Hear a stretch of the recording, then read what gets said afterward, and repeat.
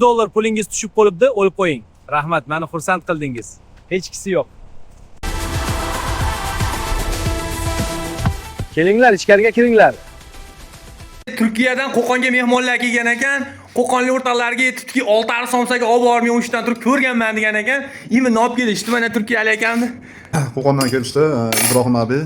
Un zavodda katta texnologik bo'lib ishlashanlar.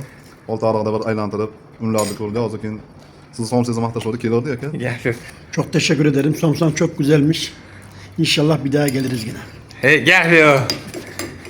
Sog' bo'linglar. 6 somsaga 50 nomer. Aka qayerdansizlar? Namangan shahrida. Qalay ekan somsa aka? Zo'r gap yo'q, ketaman. Gap yo'qdimi aka? Aka sog' bo'linglar. Gap yo'q. Like bosib yuboringlar akamlarga. Bo'pti akam, sog' bo'linglar. Salom. Mana bugun ham bir nechta shartlarni bajardim.